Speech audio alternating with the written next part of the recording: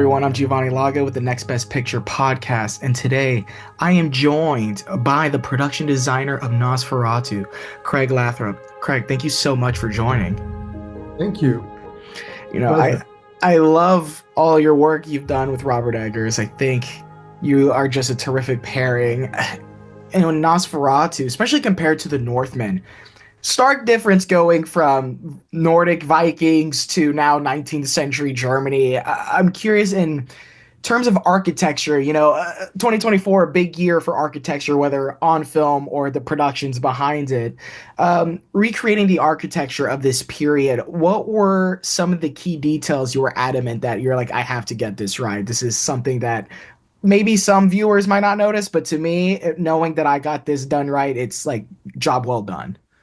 Yeah, there's a few. There's a few. I don't have many. I don't have specifically one, Mhm. but I would say I would start with sort of Hanseatic League, brick Gothic, brick Renaissance, and Baroque architecture. That was from the period for those exteriors. That was important to me to get right. That's sort of those are a unique style of building. Um, from that period. So all the exterior streets and then the medieval section of town, trying to make sure all those exteriors were just right and that the individual buildings had personality. Um, that was a big one. The Biedermeier interiors, that was one I wanted to make sure I got right, for sure. Of course, the castle. Uh, the not a small set, but a smaller beat in the film when he goes to the monastery. That was important for me to try to get right. I wanted to get those frescoes.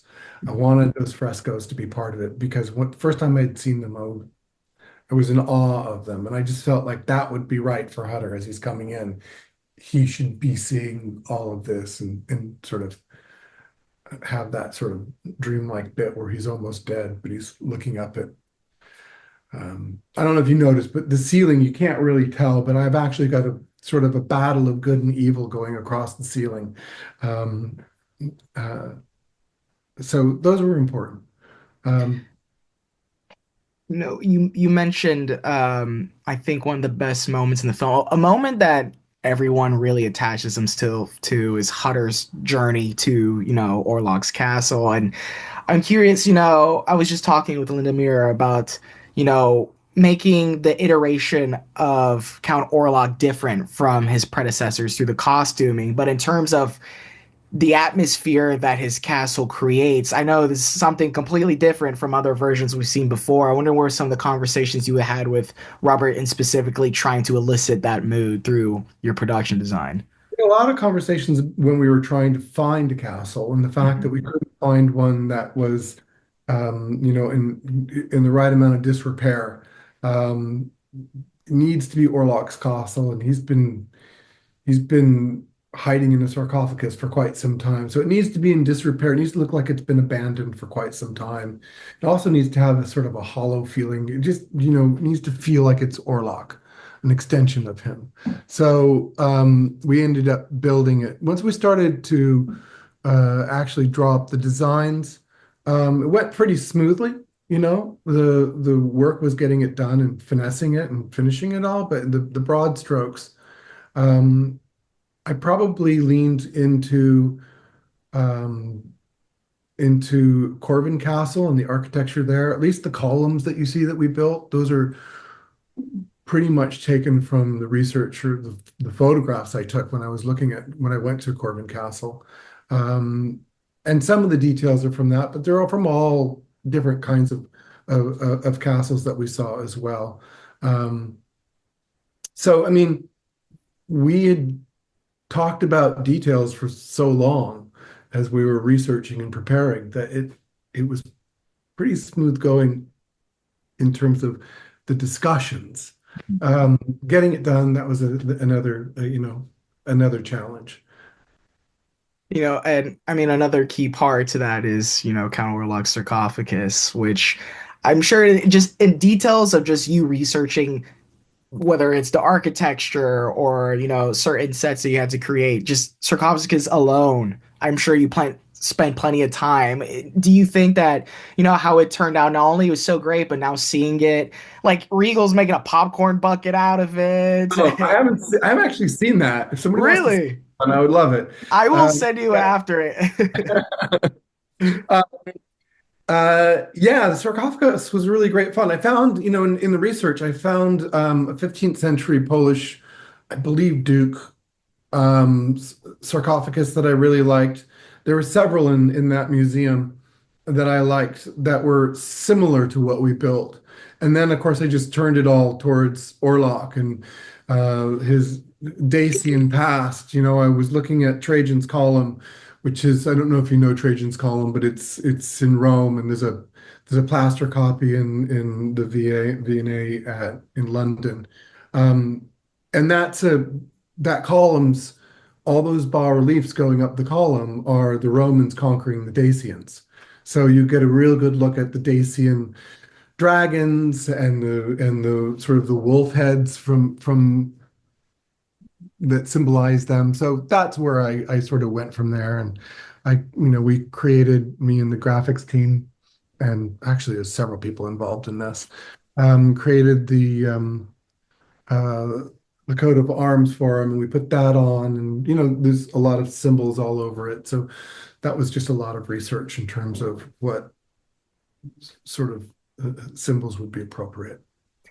And we touched on, that alleyway that's very prominent, eliciting that medieval feel, the cobblestone.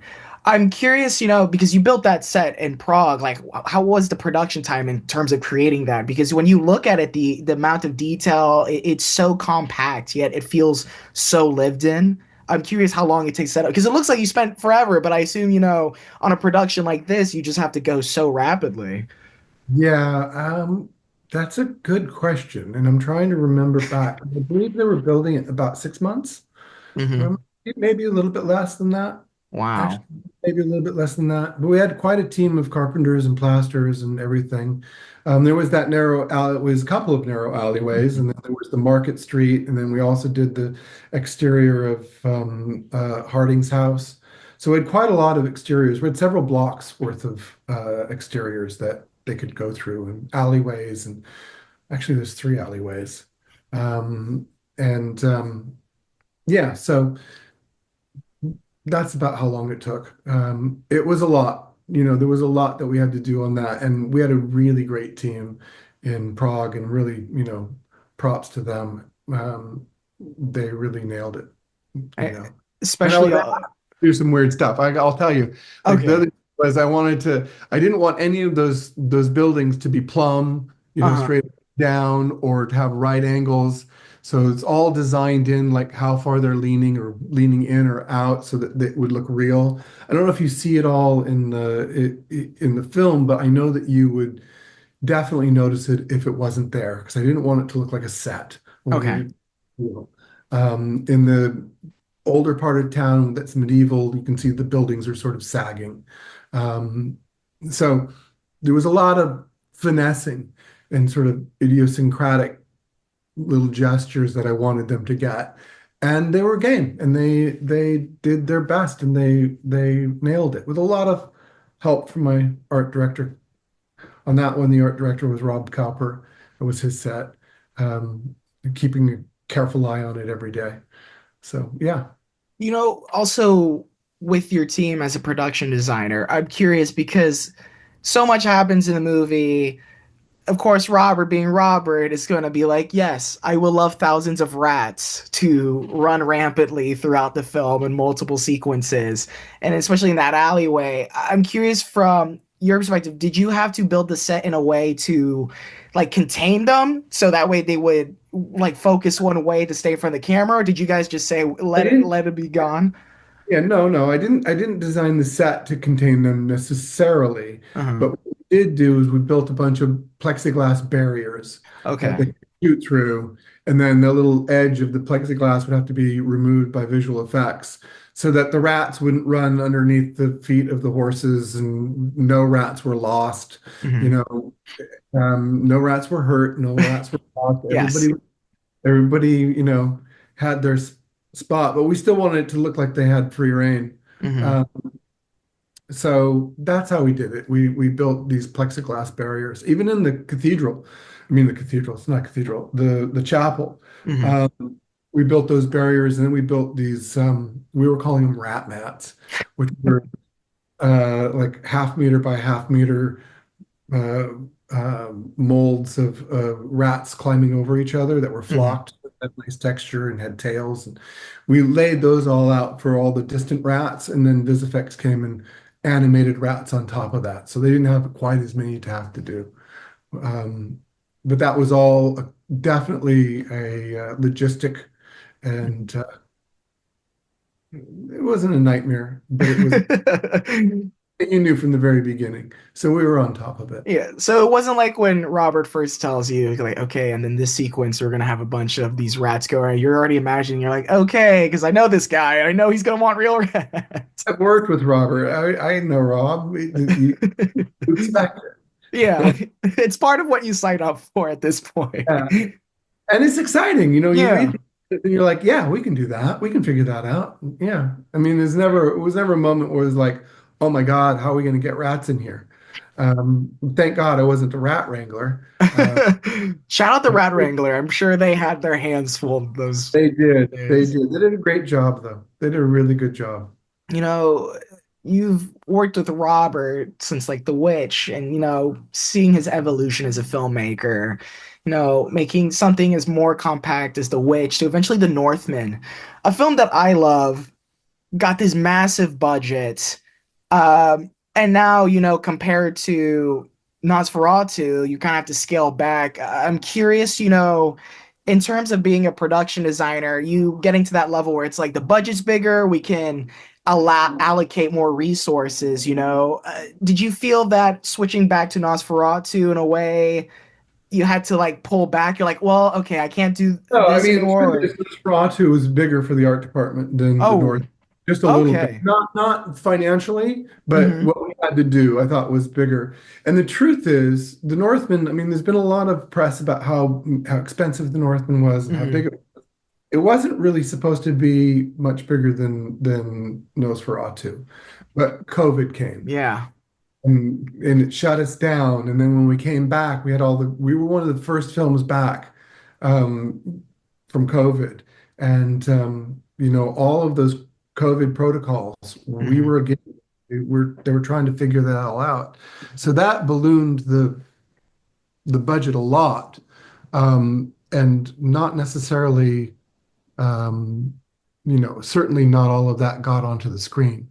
Most of that was just to protect us and to protect the cast and make sure that we were responsible and safe in what we were doing and to try to finish the film under this terrible pandemic that we were dealing with. I mean, you remember the first bit of the pandemic. Yeah. Everybody was Everyone's home. Everyone's, constantly testing, especially pre-vaccine. We're like, what do we do? And I'm yeah, sure, like, all of the Northman was pre-vaccine. yeah. Uh, we were, it was, yeah, it And, was and it's crazy. such a massive production too. I also can see in terms of, we mentioned architecture, at least for the Northmen, what helped out is besides, the slave camp that Amalith was, a part of, it didn't feel like every building was so compact as tight compared to here, at least for when you're in Germany. Yeah, I assume it must have been very different for the sets when you're either going to the Gypsy Village or, to Count The Orlok's sets are castle. pretty big. The Mm, sets on the Northman are pretty good size. The mm, castle, the chapel, where the rats are, those were pretty good size. I mean, they may not all been shot to look as big as they were. yeah. They didn't like to use super wide angles. I don't know what he was on. I think he's on a 32, but anyway, it doesn't really matter. You can ask Jaron about that. Um, so they were decent sized sets for Mm, sure. Um, the Northman, it's funny because sort of the first act of the film, you have most of the sets. They sort of mm, come out really quickly, and then you settle into the farm and you sit there for quite some time. Um, Yeah, I don't know. I don't know if I'm answering your question. No, I think you are. I think it's also just, for people who are love your work and Robert's films, like the nitty-gritty of these productions. Because again, I mentioned a lot of filmmakers, especially in genre filmmaking, immerse audiences, whether through scale, but sometimes Robert's not always afforded that luxury, and it's through detail that it Yeah. works Well, so in these well. last two, I think we had both. To Yeah, be which is great. Yeah. The scale of the streets was Hmm. huge. We had several city blocks of streets that we built.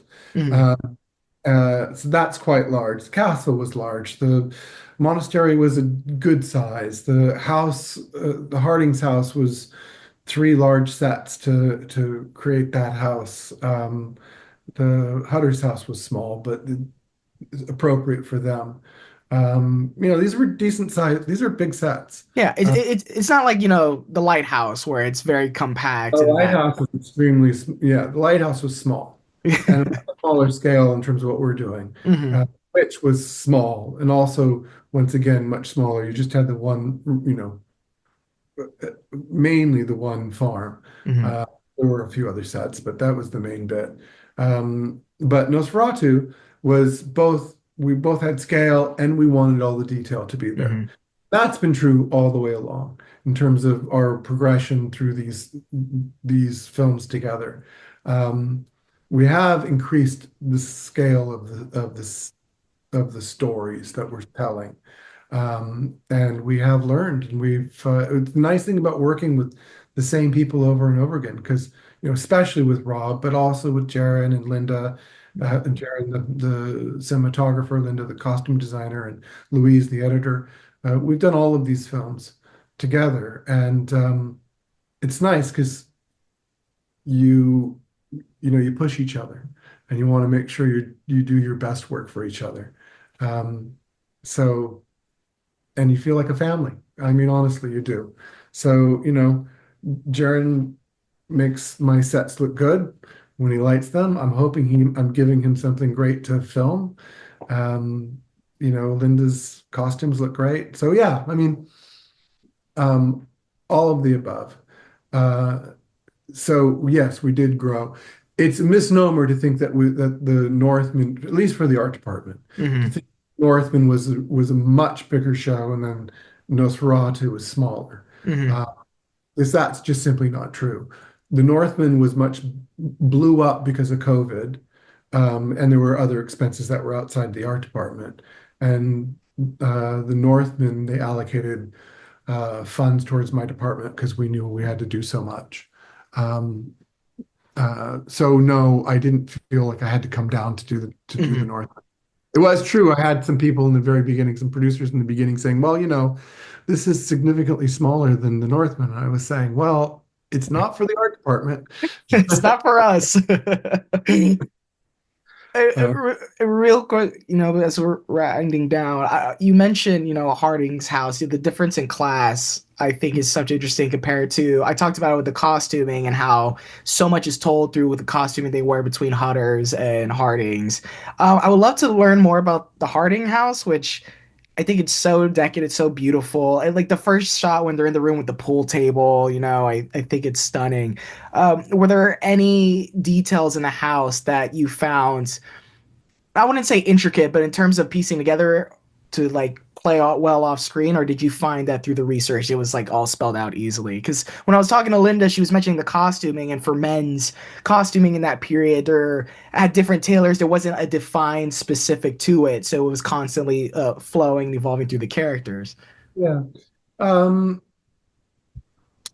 there was a lot of research for sure, but I didn't pull from just one, like, wasn't like, oh, we're going to do that house. Hmm. You know, um, but I did take from the architecture that I could find the research on, did a lot of research on interiors and on architecture and looking at a lot of paintings from the period. Luckily for me, Biedermeier, there's a there was a whole fad of hiring somebody to come and paint, your newly decorated interiors. And so there was a lot of Biedermeier paintings from the period. And some of them are really wild. Some of them are really wild. We toned down a bunch of that. But, picking out the the wallpapers and looking at wallpapers from the period and German wallpapers in particular, and just the structure and the layout of the house. It wasn't so much, it's just that I wanted to be able to shoot from one room into another and into another. I wanted that depth, and there's some really good geometry, especially in the first floor. A lot of it we utilized, but there were other available shots because you wanted to make it so they could shoot where they wanted and have it still look good. Um, so was there anything special about that? I mean, it was all special. It was trying to do the Biedermeier house, there's lots and lots of details. The lighting, I was really worried about the lighting as we were first getting into it. But Beata, my set decorator, found this incredible collector from Berlin who has like a world-class, museum-class collection of lighting from the era. And we were able to use some of his lights and then things that we couldn't use because of course he didn't want anything to be modified, nor would I, because they're really pristine. Then we were able to use his fixtures, his lighting fixtures to replicate. If you can hold something in your hand, you can build it. Mhm. So it was nice to be able to use that. So that turned out not to be as a big of a fright. The carpet, if you notice the carpet in the uh, billiards room is a wall-to-wall carpet. It's like the first period where I mean, it's a very strong pattern, which is straight from my research on Biedermeier carpets, but it's a wall-to-wall carpet. It's not just a rug. That only in that room though. Yeah, I mean, it was all terribly fun to research, but then it was put together more thinking about the emotional beats and how I want you to feel when you're in the room, and then also, most importantly, also the character, to make sure that we felt that this is the Harding's house, and this is, you know, this style of dressing and what they would have furnishings in their homes, that it's somebody who has some money, and then that juxtaposes to the Hutter's house Mhm. was built in the medieval part of town, um, and so it was. I tried to make it look as if you can, so that you could see the aspirations of Hutter. Mhm. Um, and so it's like an ill-fitted version of those Biedermeier furniture, and there's only a little bit of wallpaper trim and painting of the walls, and the draperies are all cheaper, a cheaper version of what the Hardings have, so that you can see that this is where Hutter wants to be the Hardings. He wants to have that kind of affluence.